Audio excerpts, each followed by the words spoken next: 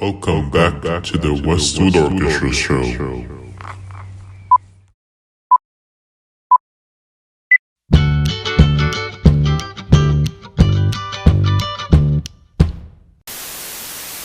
Hello, orchestra, and welcome to our May episode of the Westwood Orchestra Show. Alas, the show makes a return. Yeah, it's been kind of a long time. We've been busy, but not busy at the same time. But hey, It is what it is. and this time we're confident that this will be the best orchestra show to date. So I guess just sit back and try to enjoy this as much as you can. First off, we wanted to congratulate all of you guys for making it through another year of really weird virtual video auditions. And it's great to see that a lot of you guys are re-auditioning for orchestra next year. And just wanted to let you know that audition results have been already posted, and you probably should have gotten those in email or they're posted on your Schoology page. Remember, no matter what orchestra you place, you still have worth in my heart, and you are a valued member of our orchestra community. Mainly And Philip's heart. We're gonna have one of our esteemed experts in our orchestra officer community, and they will introduce an instrument to you. And today we have Rohini joining us with the Indian violin. I'm sure we'll learn many new things about this Indian violin. So take it away, Rohini. Today I'm going to be talking about the Indian violin. The thing about the Indian violin is that it's not constructed any differently from the regular violin. So it actually looks the same and it works the same way. It is tuned differently, and you could actually purchase a violin over here, just retune it and play it like an Indian violin. What I have here is a violin from India because I thought it had a sound that was more similar to the style that I would be playing it in. So first of all, the thing that's probably the most different from the regular violin would be the posture that I have to adopt when I'm playing the Indian violin, and that would be to extend my foot and then place the scroll on my heel and then play like this. So another thing that is different from the regular violin would probably be that we don't use scales, so we don't have a key or key signatures. We have a completely different note system, and every song just has a set of notes that it has to use, and no accidentals are allowed. I'll show you an example of a set of notes that were allocated to a certain song. It would go like this.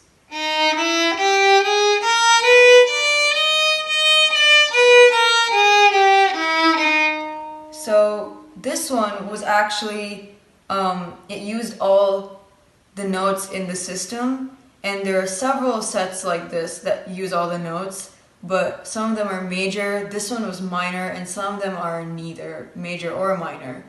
There are certain sets of notes that don't use all of the notes, and that would mean the song just doesn't have those notes present. We also use glissandos to transition from one note to the other, and the type of glissando you do is often specific to the set of notes. So for this specific set of notes, the way I would have to transition would be like this.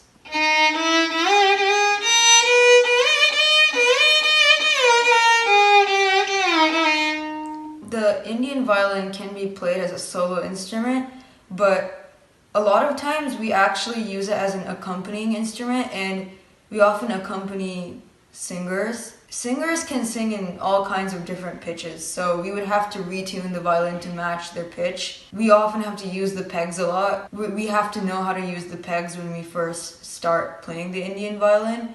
And what a lot of professionals do is that they purchase a lot of Indian violins and they just tune it so that one violin will have a pitch that is similar to many different pitches, and then there will be another violin that is allocated to another group of pitches.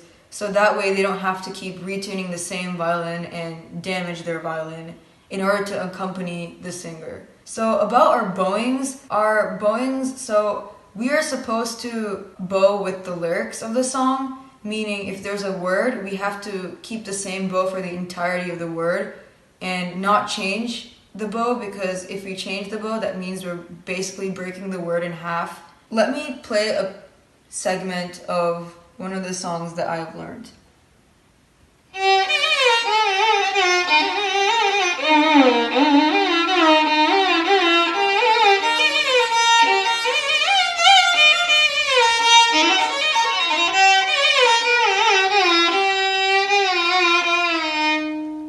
So yeah, that's the Indian violin. That sounds so interesting, Rohini, and I would love to hear more music from an Indian violin. I agree. The sound of it's really interesting. Now we have our next segment hosted by Serena and Suda. If you guys are foodies, you guys will enjoy this very much. So I hope that you guys enjoy their food recommendations as much as we do.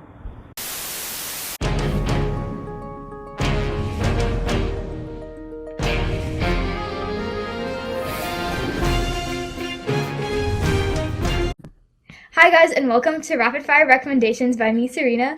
And Suda. So first up on our list is Mexican food. So the first place is Velvet Taco, and they have some really cool tacos which are a great spin on Mexican food, like fried paneer, chicken tikka, chicken and waffles, beer battered cauliflower, falafel, and then they also have some great sides of elote corn and tater tots. Alright, next up is Flores. They have a huge variety of delicious Mexican food, such as fajitas, enchiladas, and delicious soups.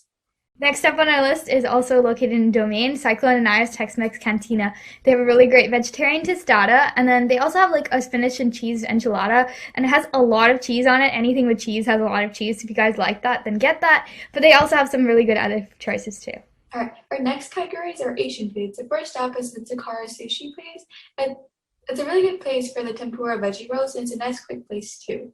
And next up on our list is Sip Sam Thai. So they have some really good chicken curry puffs, sauteed chicken egg rolls, Penang curry, and pad thai. And then for drinks, they have some great Thai tea and coconut water straight from a coconut. Alright, so our next categories are Italian and American food.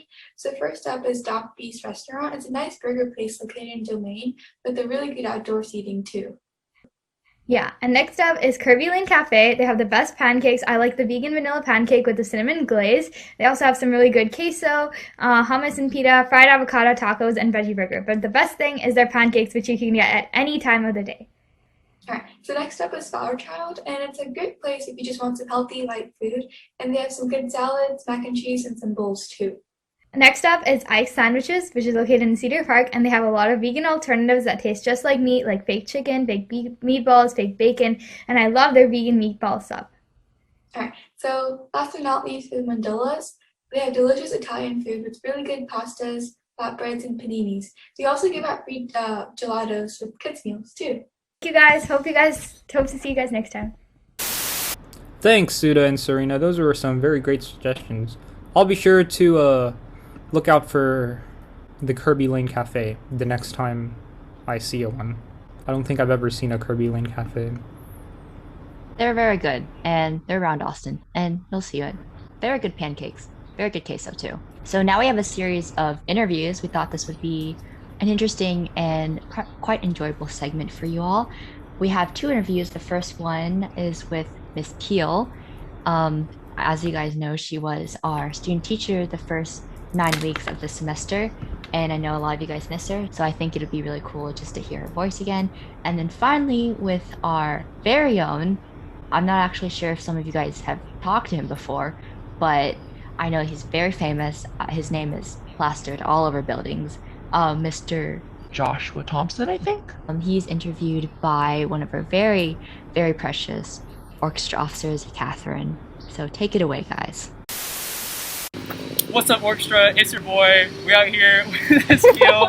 And so we're just wanting to kind of get a little interview. So we're going to be interviewing a lot of alumni, a lot of just kind of people surrounding Westwood Orchestra. And so what better place to start than one of our newest members of the community, Miss Keel. Yeah. All right. So what kind of drove you to wanting to pursue like music education? Oh, that's a great question. Well, whenever I was in high school, I was inspired by my teacher. He was also really young, and he was a new teacher, so he was a lot of fun, and I knew I wanted to be a teacher just in general, and so, you know, then I just loved orchestra and it just felt right. When was like your first engagement with music? You know. With music? Yeah. Like within the orchestra? Maybe like within orchestra in general. Yeah. Well, I grew up with a lot of music. Like my dad is really passionate about. He doesn't play an instrument, but he always like listened to music and had us like singing and dancing along to Disney stuff. Like we'd be like watching Mulan and like singing it and doing the little dances and stuff. But yeah, that was like super early. But then with orchestra, I started in middle school. I started in 6th grade. And just from there, I just really loved the cello because the cello is awesome. And then, yeah, I just really liked it. Yeah. It's fun. It's great. Kind of like another question just about like music in general. So like favorite composer, favorite like musical era. Well, definitely romantic era because I'm a cellist. Yes. Yeah, absolutely. And then I would say maybe Dvorak. Good choice. Because cello. Yes. Yeah. Yeah. Or Beethoven. Alright, very good choices, very good choices. I feel like that's very, what's the word?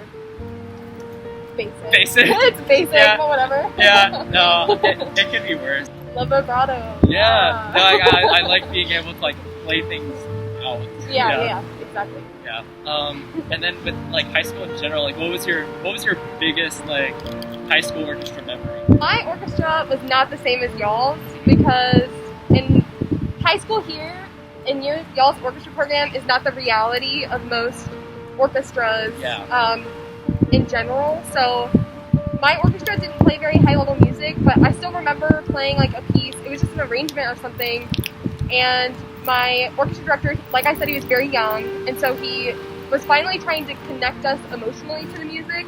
And so we were kind of like coming up with a story for what was going on in the music. And I just remember really connecting with that. I really liked connecting, like making a story and having emotions tied to it. That was really fun. Yeah, I wish that like, so in my own experience too, like I used to go in school in Leander, which doesn't even have an orchestra program because you know they have to make room for the like more room for like band and stuff. Yeah, it's kind of your advice for people who are like wanting to get into like orchestra, like string, you know, right now. Wanting to pursue music, just know that your reality is that you're gonna have to be a teacher. Like it doesn't matter if you're a performer or if you're going for education, you're gonna have to teach no matter what. So the sooner that you can either learn the Suzuki method, like teaching method, or the sooner that you can get your hands on method books and find what works best for you and your teaching style, that's really, really helpful for anybody that's going into music. But then also practicing. always practicing. Yeah, no matter what it is.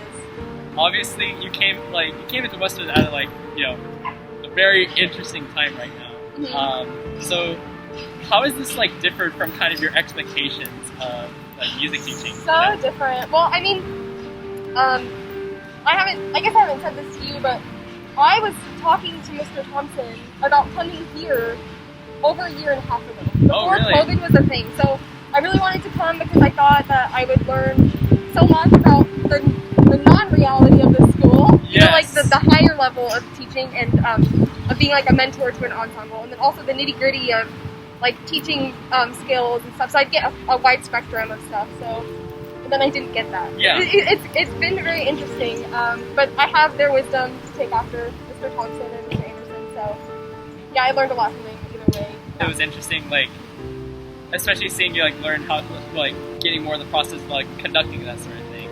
Like, you know, like how are you feeling about that? I feel like I'm getting better, and I just need to practice more. If I had picked out a piece maybe sooner and had the time to really learn a piece and learn like how I was going to teach it, and then actually work with y'all from the very beginning all the way until a performance, then that would have been exactly what what is usually the reality. Exactly. So, but that's not something that was possible, so it's okay. Yeah. Kind of regarding what you've gotten out of this, like what has kind of been the best like thing that you've gotten out of student teaching? Honestly, working with Mr. Thompson with conducting. Yeah. Like that was a huge thing because I was in a conducting class with first band students. There's a lot of because I was about to say like the way you conducted is like a lot different than like you know. Well, yeah, it's that and like as you know, Mr. Thompson has like he has full range of everything that he wants. Like, he has a full bag of tricks, all the techniques, and I'm still trying to get this hand to do different things from this hand. So it's really difficult for me that I don't have that practice yet. Yeah. Which is why I'm saying practice. I need to practice. Yeah, for sure. But that's a big one. And just like talking to them about like their techniques in teaching and how they lead y'all and like the general course that your classes like go in, I guess. That's been super helpful. Yeah. And then like what are you looking forward to like with your journey in like music education? Right now it's a little weird because I'm moving to California probably. Oh really? When? Yeah, like in the fall. Like in August. Yeah, like where in California? The San Francisco area. Ooh. Yeah, so, but anyways, they're weird because they don't have very much music teaching stuff. It's a lot of it is, like, very private. Right? Yes, that, and if you do have a teaching job, it's like you teach either just band, or you teach band, choir, and then maybe one string class. Yeah, it's not there yet, like, especially in it's interesting because the Midwest is, like, oddly, like, very, like, good on I don't know. All of it's kind of a mixed bag. Like, I totally agree. Yeah. And I know that, like, definitely just in general, the West Coast is more, like, private. Like, there's a lot of private lesson opportunities, but with private lessons, there's no benefits. Yeah. Like, you don't get the benefits of healthcare or, like, a steady wage. Yeah, it's just kind of like a final thing. Like, is there any final words you want to, like, tell us with students? Thank you for, helping me in this journey of student teaching in this weird time. I know it's been weird for y'all, and it's coming to an end, which is so strange because this whole experience I've been online, but this is probably not going to be my reality like ever again. So that's cool. It'll be fun next semester. I'm excited for y'all to go back in person and to be working with your directors again, and for y'all to be going back to school and hanging out with each other again and being social. Yeah. As am I for myself. So yeah. It's exciting, and thank y'all for having me. Well, thank you for being here. We all everyone's like a fan of this field. Yay! Oh, that's so sweet. I wish I could have seen you all in person, so I could see the bottom of your faces, and I see them one time without a mask. I'm like, oh, that's what we look like. Yeah, exactly. Thank you so much for this is a good interview. Yeah. All right, thank you so much. You're welcome. All right, bye. Signing off. So hi, Westwood Orchestra. My name is Catherine, and today I'm joined with the incredible Mr. Thompson.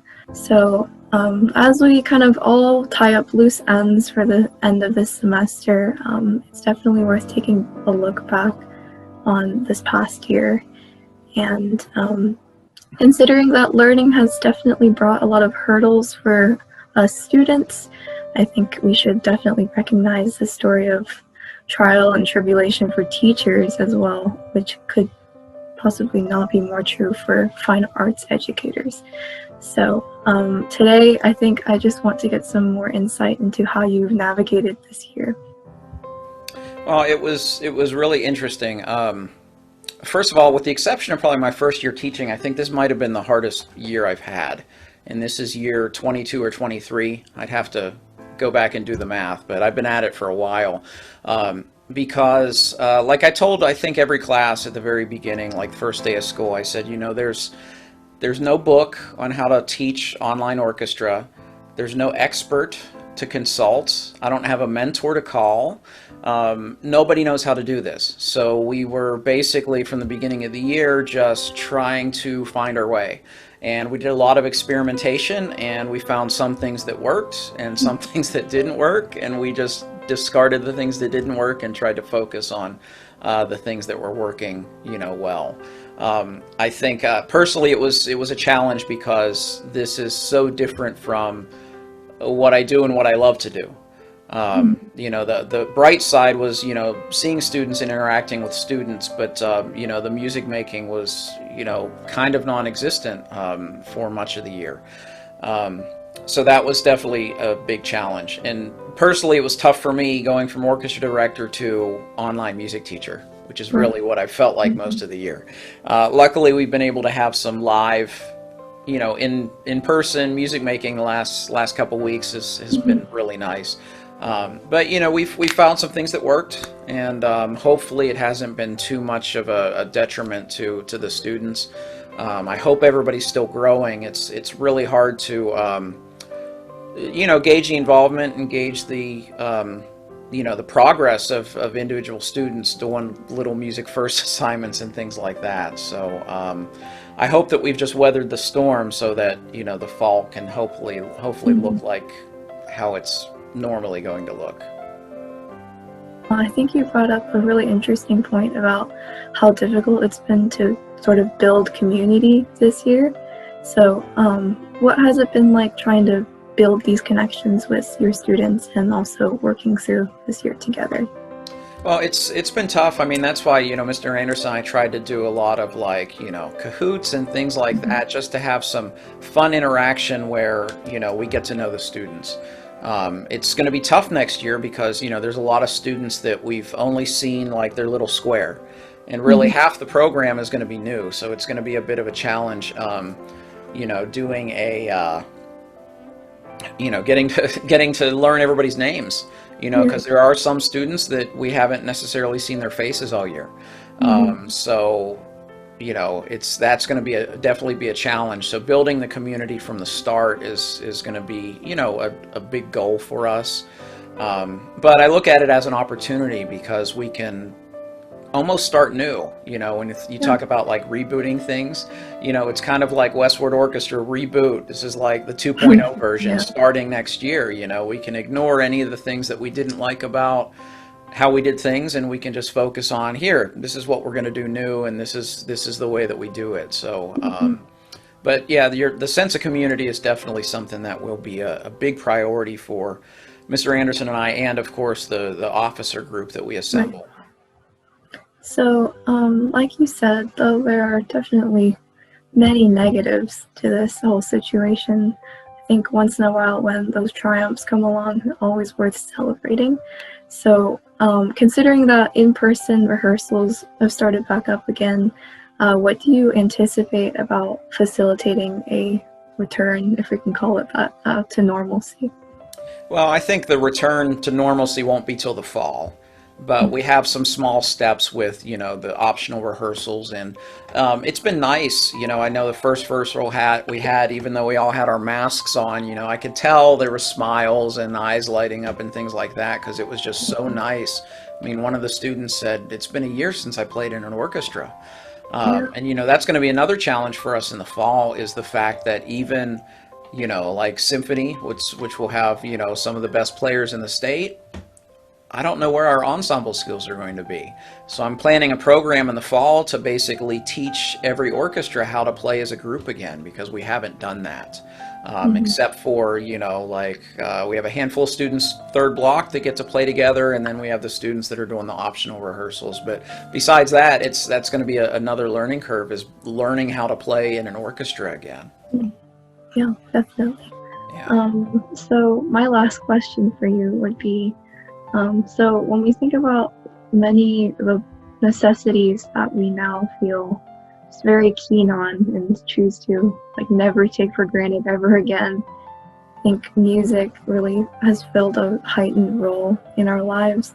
And so as a teacher, you've very much persisted through these hardships that have only compounded, and have basically just created a very welcoming and engaging environment despite the circumstances. So I want to know, what does music education mean to you now, and how does being an orchestra director, has it changed for you? I don't know if it's changed, but I think it's just reinforced that the connection between all of the students is kind of the priority. And that's what I love most about the job, is connecting with the students and making, you know, music together. Which is interesting, because when I went into music education, that wasn't in the forefront of my brain. I was still like, oh, this is just, I want to make music, I want to conduct and all of that. But I found that the connections that I made with the students, you know, I have students, I talked with one the other day that I taught 20 years ago. And I love that aspect of it. And I feel we were still able to do some of that this year, but there's just something about being in that rehearsal and working hard that there's just, There's just a sense of connection that you can't really replicate in many places. So I am definitely looking forward to having that again in the fall. All right, do you want to go ooh or do you want to go? You go first. You go first. You choose. Oh, wow, that was quite amazing. Ooh woo? Yes, indeed it was. That concludes our orchestra episode. We hope you loved this episode as much as we enjoyed filming this. We hope that you've stayed here throughout the whole thing. If you have, you can always follow us on Instagram. Shoot us a DM saying, "Wow, the orchestra thing was so great." You know, it really means a lot to us. By the way, accept anything? No, please do. Please do. Please do. Please do. But, we also have a lot of takeovers on our Instagram from our orchestra officers. We also have our Discord server, and we have so many great things and active members and ways for you to connect with other members, you know? Thanks for sticking around for this unbearable time, but we're glad that you did. Wait, am I on the left of your screen or the right of your screen? You are on my left. And now we're gonna attempt to do a virtual high five, but like the orientation on everyone's screen is different, so pick a side. May or may not work out, but high five. Thanks for watching our show, everybody. We hope you enjoyed it. Hey Orchestra, this is Anna, the chief editor for this project. I just wanted to say a simple good job to all of us for making it through this crazy, unprecedented year. You all took it with grace and made the most out of it. I know that many of us found virtual learning difficult, so even simply just making it through this year is an accomplishment. I want to say a quick thank you to the officer team for working so incredibly hard on this project. Though only 2 episodes long, I'm glad that it was something fun that we could still work on virtually. Then, of course, to my fellow editors, you all are actual lifesavers. You cut down the final editing time down by literal hours. I cannot thank you enough. Then finally to our directors, Mr. Thompson and Mr. Anderson. Thank you for making the most out of virtual orchestra, and we all long and really look forward to a more normal return next year. Also, a quick congratulations to our new orchestra officer team for the 2021-2022 school year. I'm sure that you all will have lots of fun planning in-person events. To our senior class, you're all such assets to our orchestra community and will be missed immensely. Lastly, I hope you all have an amazing summer. We all deserve some time off and especially some time away from our screens. I look forward to seeing many of you next year. Thanks for watching, everyone. Stay safe, have fun, and hope to see some of you next year.